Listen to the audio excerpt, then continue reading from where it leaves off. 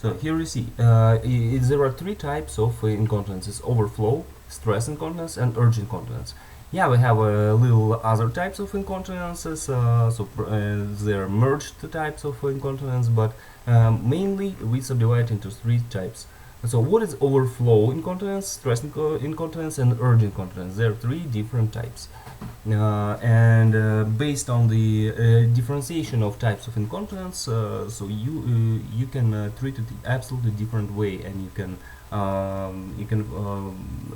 your prognosis and your approach to treatment will be absolutely different, because mainly patients are coming to you with the same complaint. Oh, I have incontinence. Oh, I peed my pants. Yes, or I don't. At night I just can't keep urine or something. Yeah, but and if you ask more questions, if you make some diagnostic features, you make some diagnostic procedures, you can figure out that there are absolutely three different types, and you can figure it out just by asking the patient. Just asking the patient, and sometimes you have to use some techniques. So let's discuss the pathophysiology of this incontinence. So you know that sorry, you know that your urinary bladder is made up of smooth muscles, and here physiologically we have two muscles. One muscle actually. But they are not anatomical muscles; they are physiological muscles, which keep urine inside. So what's the name of these muscles? Anyone? They are, guys, what's the name of muscles which keep urine inside the urinary bladder? Kiran, what's the name of these muscles? Mariam, what's the name of these muscles? Malik? Okay, all of you who didn't answer, I put 2 marks for today's class. Recursus muscle. The trouser muscle. The trouser muscle, yes, Muhammad Rizwan. Okay, Yes. they're the trouser muscles. So this is the trouser muscle. So keeping urine inside the urinary bladder, and when we have overflow, and physiologically that smooth muscles, they increase. They are hypertrophied. They might be hypertrophied. They normally just contracting to remove the to weight. Remove it to weight, and the trouser muscle should be relaxed, and smooth muscles should be contracted to remove it. So that's physiology of urinary output. But take a look. In case of overflow incontinence, so bladder is not able to empty properly due to urethral blockage. So this condition is also named as so 1 minute, I'll make it. It's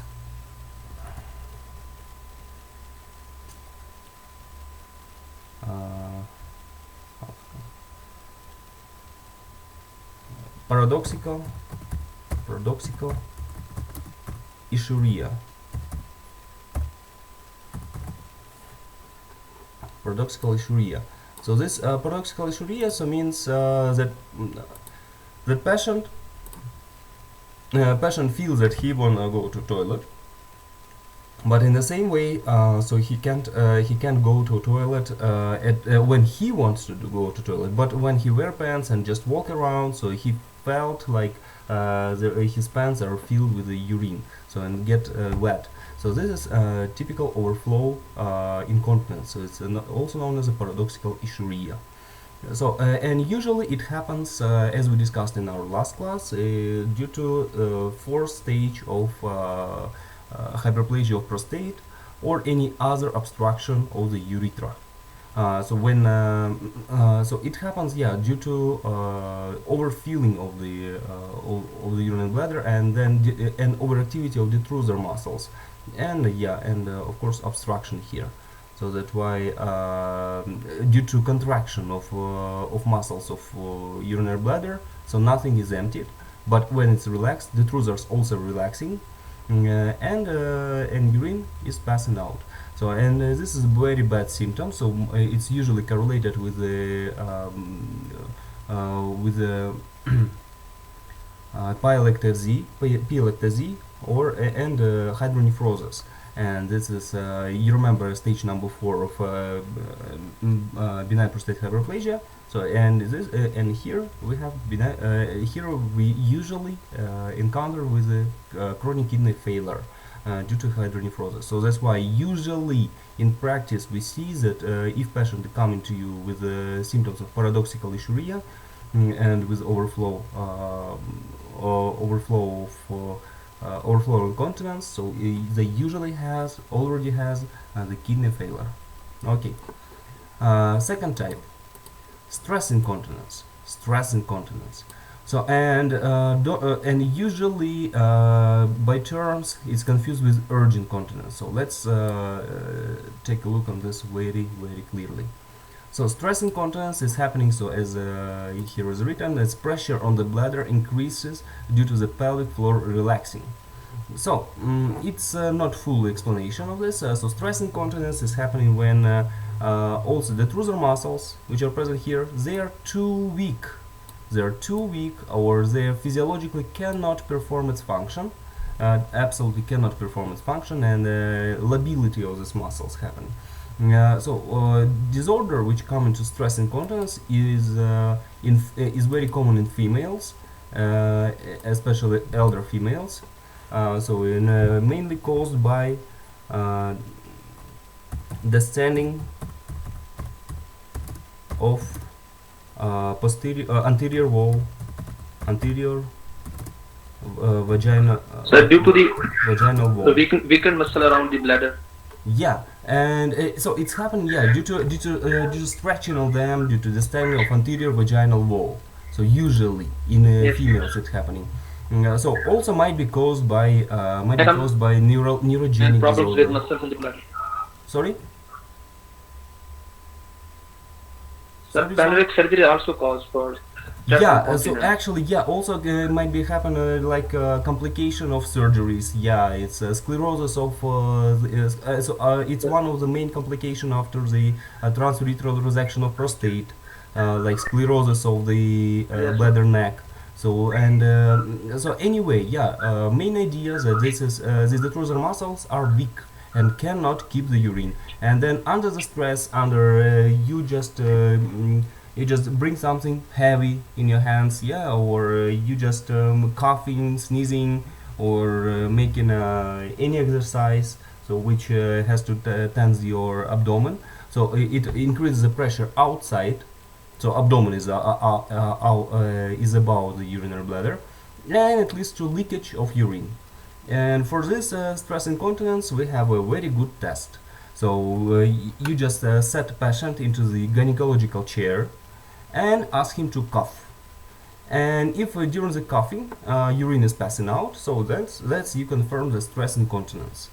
And one more typical feature of the stress incontinence, that patient doesn't feel that that some urine is passing out. So usually they don't feel it, and they feel only when pants get wet. Yeah, and then they realize, oh, I had incontinence, but not in a time of the incontinence. So that's a typical feature. So stress incontinence, so descending of anterior vaginal wall, and complication after surgeries. Yeah, it's a good remark.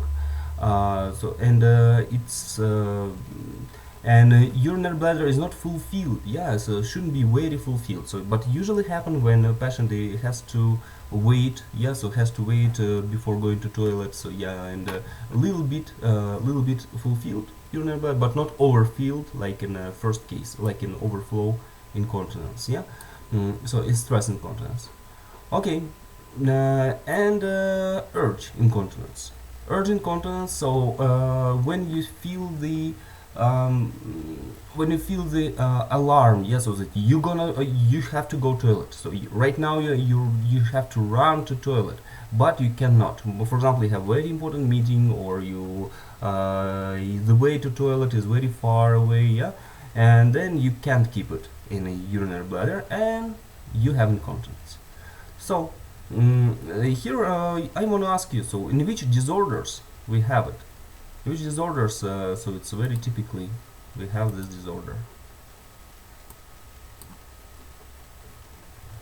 So as here is written, it's oversensitivity of the bladder caused by infection and neurological disorders. Yeah.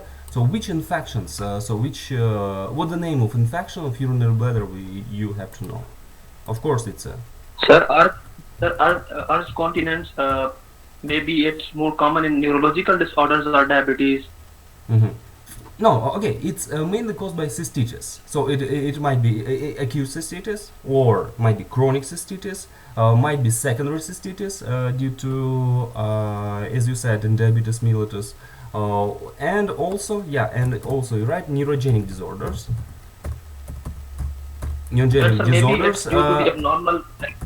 And what the name of this neurogenic disorder is? Overactive bladder. Overactive bladder. So this is overactive bladder is so very typical neurogenic disorder. So which we are not sure. So what really causing it? So it has a variety of causes. It might be due to physical injury to the brain, or even or sometimes even caused by nothing. Caused by Sir, psychological sir, features. due to the E. coli. Cystitis, yes, but now we are talking about neurogenic disorders. You see? So, please sound off. So in this neurogenic disorder, cystitis, yeah, usually caused by E. coli, of course, and neurogenic disorders, overactive bladder, so it might be caused, again I repeat it, by psychological factors, so especially in younghood, and in adulthood, so it might be caused, yeah, really, due to diabetes mellitus, neuropathy of diabetes mellitus, and actually every elder in every elders elders in 60 years, so the trouser activity is increasing. So as also explained in a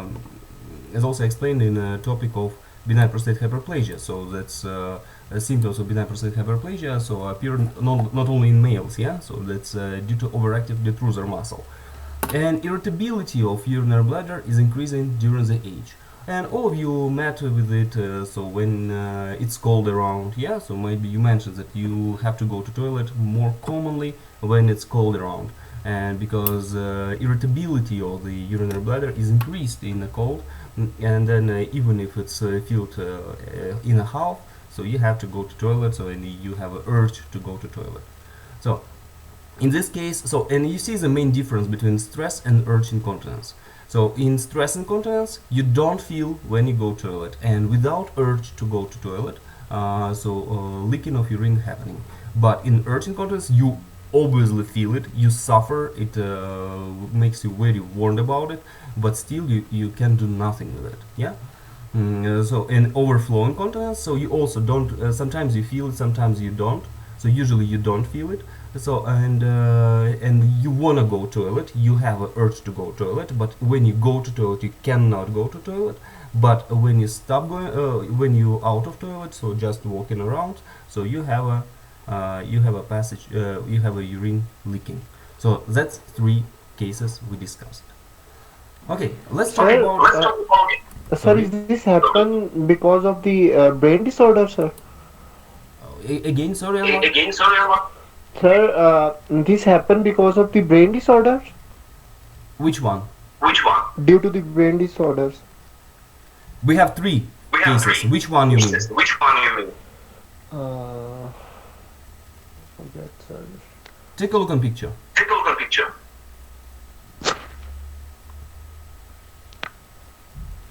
Stress. Okay, now let's talk about. Sorry, Anwar, I'll turn off your microphone. And now let's talk about causes. Yeah, so let's talk about causes. So then, I hope I'll clarify your understanding of it. So you see, overflow incontinence is happening due to blockage of urine passage. So and predominantly it's caused by benign prostate hyperplasia in males. Benign prostate hyperplasia. Okay, let me make it more clear. It's usually caused by BPH. And your suggestion, which another disorder can cause occlusion of urinary bladder, occlusion of urethra?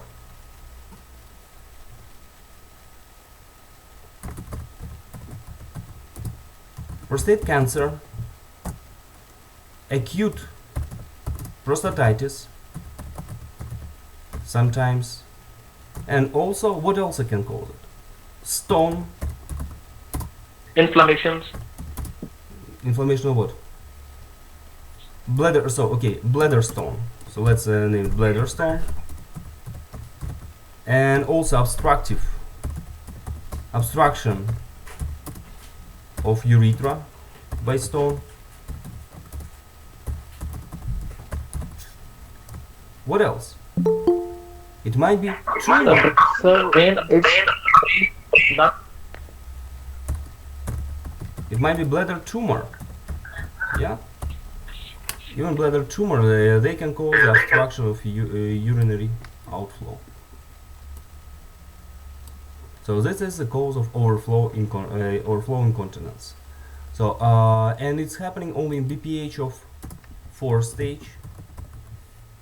Prostate cancer, also 3rd to 4th stage. Acute prostatitis, so in very severe cases and untreated. Bladder stone, which cause occlusion of urethra. Obstruction of urethra by stone, so also stone has to be stopped here.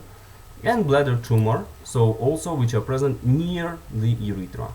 So that's which are blocking the passage of urethra. So that's what the causing of paradoxical ischemia. Okay, so and yeah, neurogenic disorders also, yeah, of course, neurogenic disorders sometimes also causing it. So like we have so neurogenic disorders which prevent the emptying of urinary bladder. But in this case, yeah, so you understand, it's a destruction of lumbar part of the destruction or vibration disease, as I had in case. So vibration disease, so by which lumbar region of spinal cord is destroyed, particularly. Okay, this is overflow incontinence. Okay, stress incontinence. What is the cause of stress incontinence? Okay, might be I wanna hear your suggestions. Descending of anterior vaginal wall and complication of urological. 1 second, someone is joining. Menstruation cycle. No. Of urological interventions. It might be transurethral resection of prostate, prostatectomy,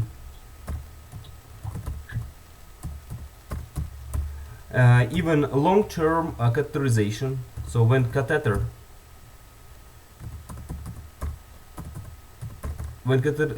is standing there for long term, so it causes a chronic inflammation. So and they can cause can cause a weakness and connective tissue growth of the smooth muscles here. So long-term catheterization can cause a stress incontinence. And also, so what else we can say about it? Yeah, that's it. so menopause also. Menopause. Look, first of all, I said it. Descending of anterior vaginal wall. Descending of anterior vaginal wall. So it happens usually in menopause. Okay, let's write it here, so because you're gonna confuse it. So what is the cause of descending of anterior vaginal wall? Anterior wall of vagina. It's so and like a very typical anamnesis of the patients with this complaint is that they have a lot of babies, they have a lot of deliveries. One, second, a lot of abortions, So and also they have and yeah, usually it happens in menopause. So after menopause, so when tone of the smooth muscles is decreasing, and all the organs are descending down, and due to this, due to the descending of anterior vaginal wall, so you know it's very adjacent to the anterior vaginal wall is very adjacent to the urethra, very adjacent to the truther muscle, and when it's descending down, so it really stretched out. So okay, 1 second. So and these typical symptoms, yeah, there are the typical symptoms, typical complaints we have. So that they usually after coughing. So when they cough, some urine is passing out, and sometimes they mention it, sometimes it's not. So and also very typical that due to descending of anterior wall of vagina, so the truther muscle is stretched. So and must be cases when bacteria can enter inside the urinary bladder is very high, and that's why sometimes we have merging of this two disorders, two syndromes. It's a urge and stress incontinence. So and then differentiation diagnosis here is required. So that's why here we have to form the so we have to examine them very deep. How to examine we'll discuss also a little later. And again, urge incontinence. Urge incontinence. So which is Sorry, maybe bladder cancer bladder cancer Bladder is cancer and what in which case? what? inflammation. In which case? Sir, in urge. Let's see now. Let's see now. Okay. So more commonly in urge incontinence, it's a cystitis, especially in younger patients. Younger patients. If you have a younger patient, so young patient with urge incontinence, so it's predominantly cystitis. So okay, what else it must be? It might be there. So yeah, as you So said, yeah, it might be a cancer. Okay, might be a cancer. So but very rare. So cancer, and okay, let's make it any newborn tumors. Any newborn tumors of urinary bladder.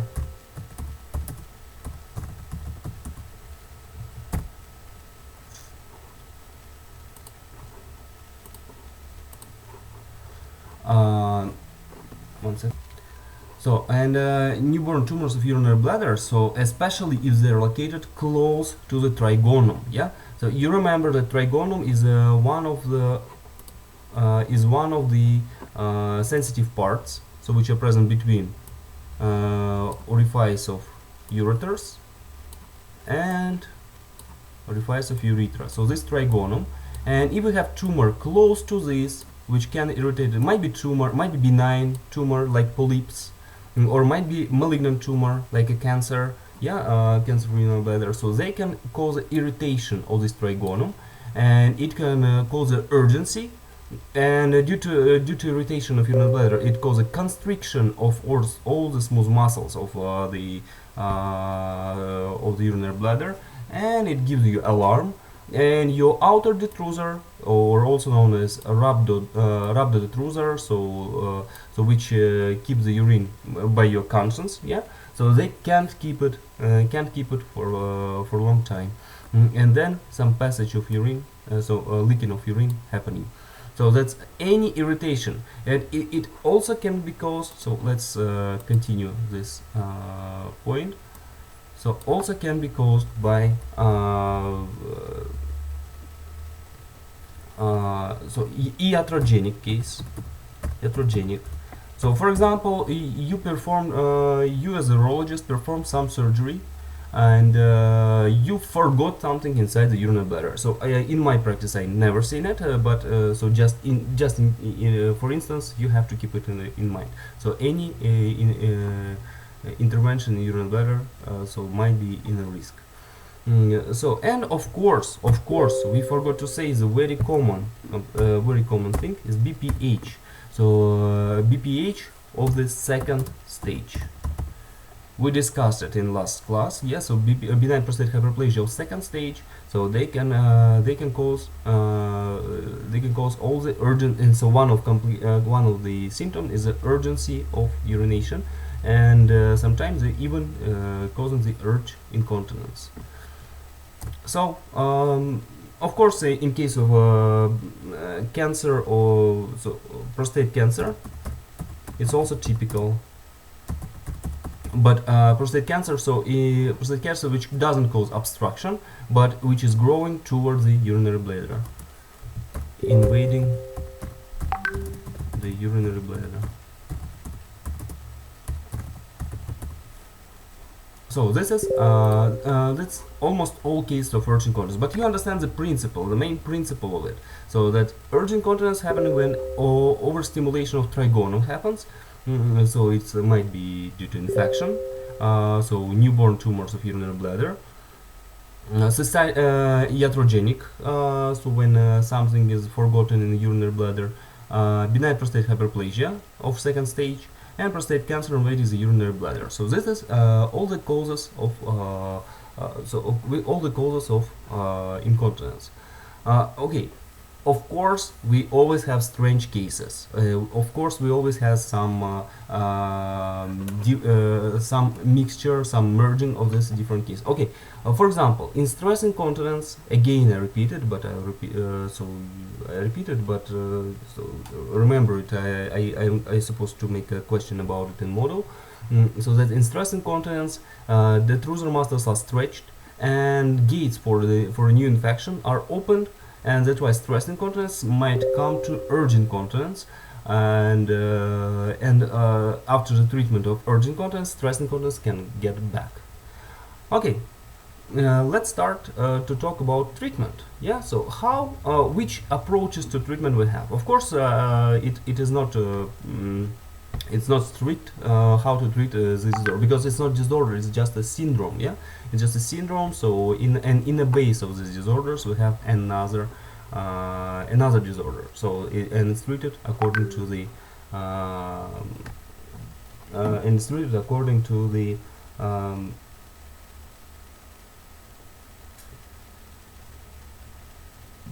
according according to the disorder we have. Okay, in case of overflow incontinence, so which approach to treatment? So we always have a cause. So treating the cause, it's right for every of this disorder. Ma'am, sorry, sir, surgery to remove the obstructions. Yeah. So in case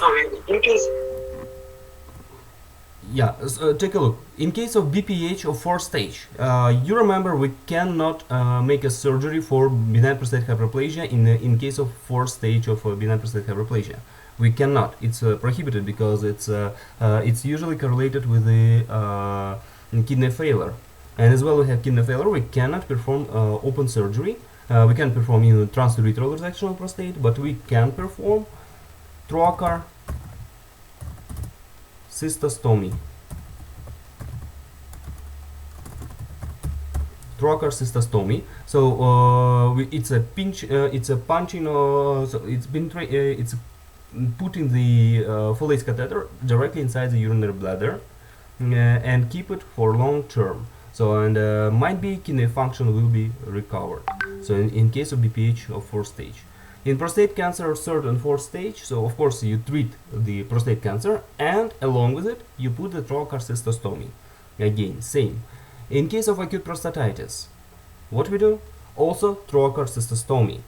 In case of bladder stone, yeah, we can remove the bladder stone by surgery. So it might be a transurethral resection. But in any way, in bladder stone is very rarely happen just because of nothing. Yeah, so bladder stone is usually caused by, again, BPH, and fourth stage of BPH, benign prostatic hyperplasia. So that's why again after the removing of bladder stone, we have to put the trocar cystostomy to recover the normal passage of urine through the urinary bladder. So that's why trocar cystostomy. In case of bladder tumor, so yeah, we can try to remove the bladder tumor, but if it already caused paradoxically urea, again we have to put trocar cystostomy. So that's why you see in any of these cases the trocar cystostomy is the best treatment. In neurogenic disorders, again, so if it already caused a kidney failure, so you have to put the trocar cystostomy and recover the kidneys. So that's why in the first place of overflow incontinence is a treating of the cause and establishment of trocar cystostomy. It's so who is not confident what is a trocar cystostomy, but we discuss it many times. It's Foley's tube established in a bladder for a long time. So under the local anesthesia.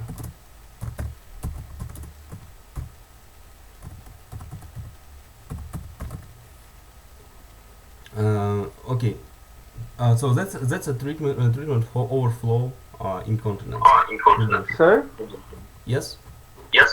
Sir, when we do transurethral resections of the prostate, when we do? In benign prostatic hyperplasia Yes, sir. of second Yes. or third stage, Yes, sir. usually third stage.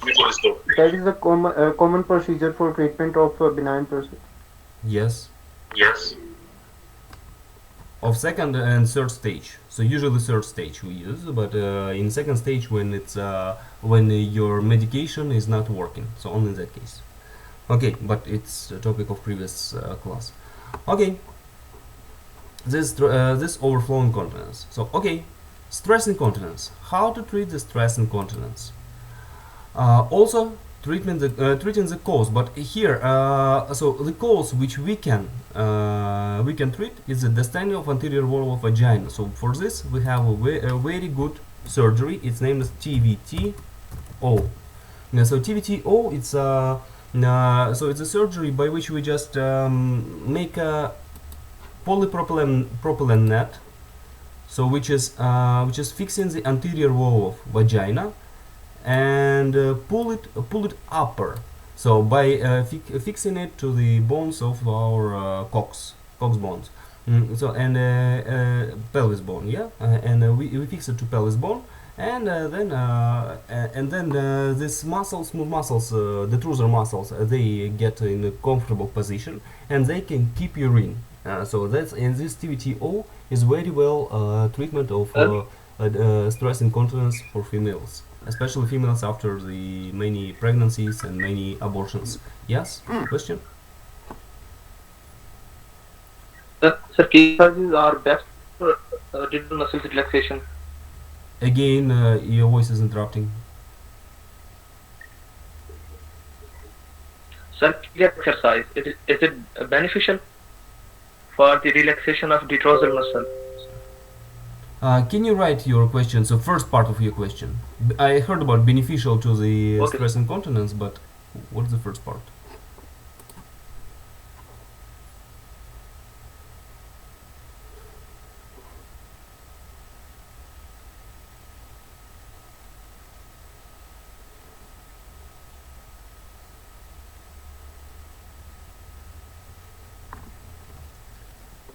Very good question. What is the importance of Kegel exercise? Yeah, Kegel exercises are very important for.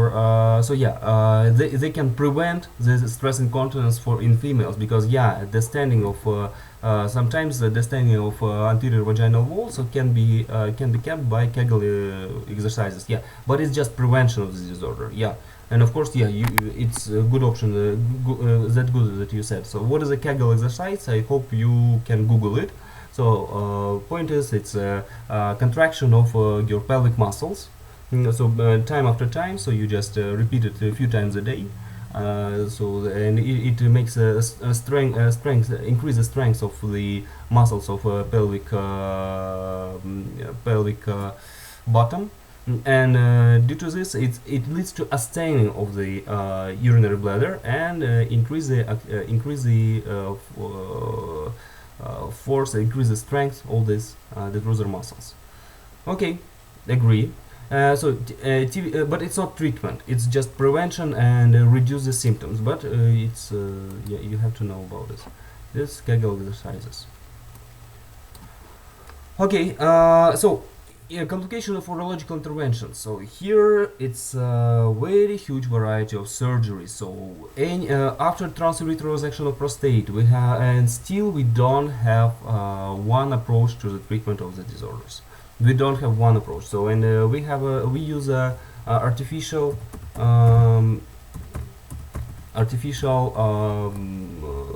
valves artificial valves for urination. We use specific techniques for stimulation of smooth muscles there, so growth of smooth muscles. We have a repeated transurethral resection of prostate to reveal the smooth muscles, and maybe they will recover the normal contraction.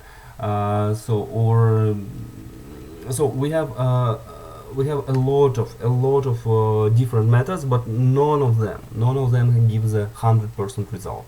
None of them. So and then even 80% result. So that's why now this is a point of further investigation in neurology.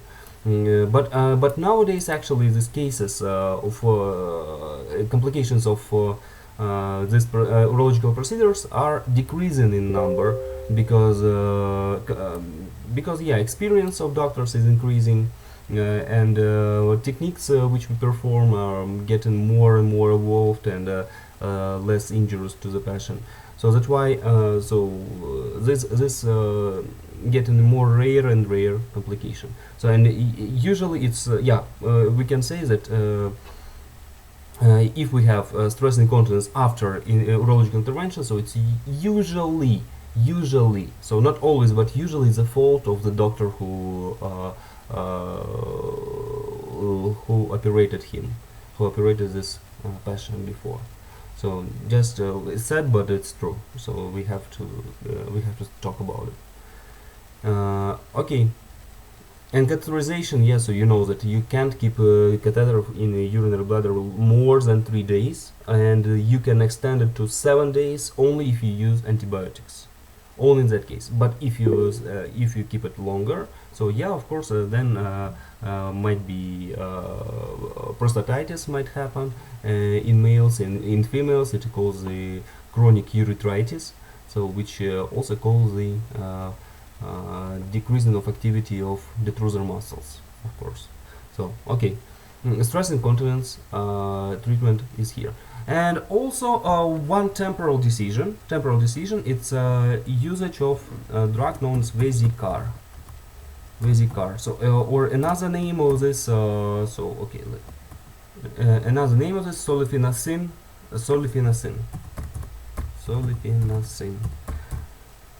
Sorry.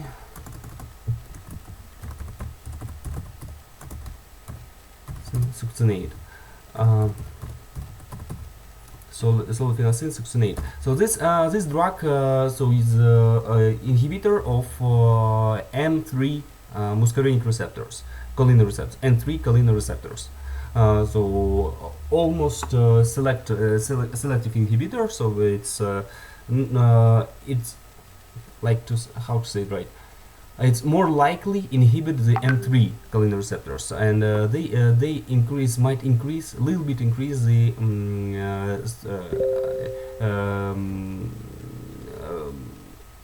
irritability of this detrusor muscles. It's temporal decision, usually temporal decision. But if we have option to make a surgery to treat it with a very low frequency of successful result, or you have another another option is to give a patient some tablets for daily use, one tablet a day for 30 days. Of course, it's better to give this tablet. But if it's not successful, yeah, of course we have to do the surgery. So we have to do the surgery to clarify it. So approach to the surgery is very different. So, but okay, but you are not. So if you're gonna be a urologist, so then you figure it out a little more. But yeah, I wanna say is that if you have some relatives, so some elder relatives of 60, 65 years old, but and you always feel like he smell with the urine, yeah, all the time, and so when they, especially when they cough or something, or even laughing, yeah. So then just suggest them that we have a surgery which TVTO, so which very effective against this stress incontinence. Yeah, so in females, yeah, for females, of course. Okay, and let's get Sir, sir, what is the use of birch procedures to which create the procedures. stress? Birch, I already sir message in the text. Birch. Birch procedure. Let me figure out what is it. So I didn't see it. Yeah, so you birch procedure is it's exactly TVTO. So actually now more modern surgery of birch procedure is TVTO. So yeah, it's previously they did it just they did just with the ligament, just attachment the urinary bladder to ligaments. But now it's TVTO is a better procedure, so which use better instruments for doing it, and it spends less time and less complications we have. So that's why TVTO is a better option than birch procedure. Okay, sir. Okay, let's continue. So and even in my internship we didn't discuss the birth procedure before, so I have to investigate it, but TVTO is better option now. Okay, and urge incontinence. So what we do in urge incontinence? Of course, treating the cause. Of course, again treating the cause. It's very easy in case of cystitis, and we already discussed all the cystitis, what is cystitis and how it's treated. But here,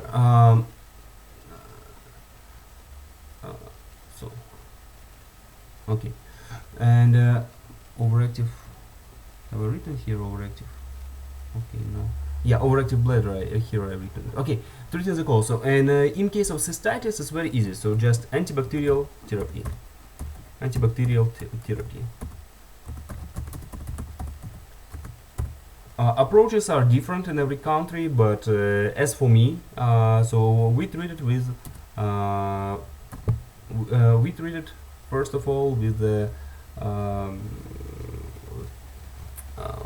nitrofurantoins. Nitrofurantoins. So that's long-term nitrofurantoins for 14 days. And sometimes in complicated cases you can start with the ciprofloxacin. Floxacin. Yeah, floxacin. Ciprofloxacin and ciprofloxacin for 1 week, 7 days.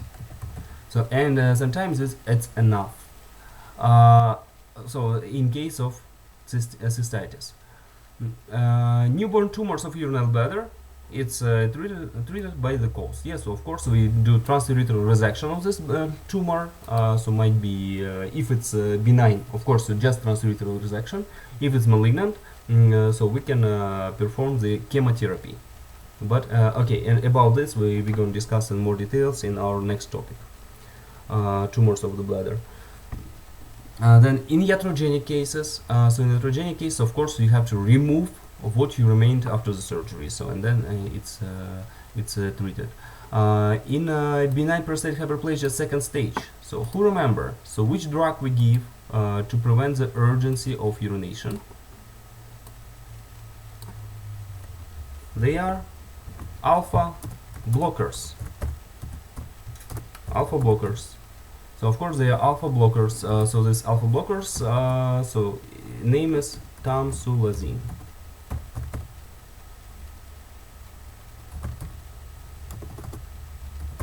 I guess this tamsulosin, alpha blockers, and this urgency of urination might be treated. And in case of overactive bladder, so we use a combination of solifenacin and also tamsulosin. In case of overactive bladder, so tamsulosin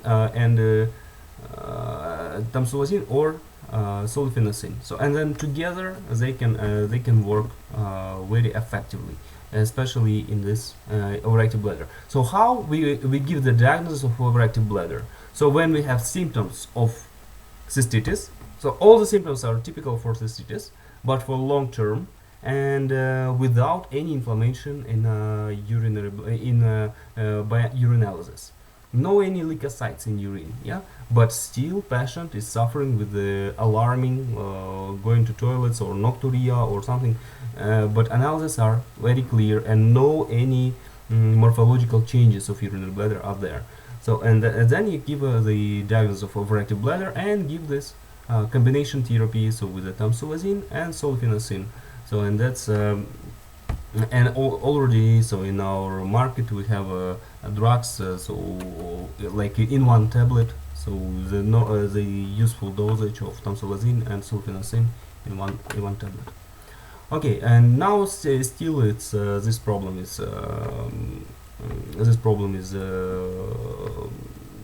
evolving, yeah. So and a lot of scientists still working on it. So might be if you in future, after a few years, we will find a little better decision in treatment of this urgent incontinence. Okay, so that's yeah. For about this, we can over our discussion. So 1 minute. I will fix it like a lecture, and I send it to you to other groups. So, but after this, now I'll start asking you about this topic.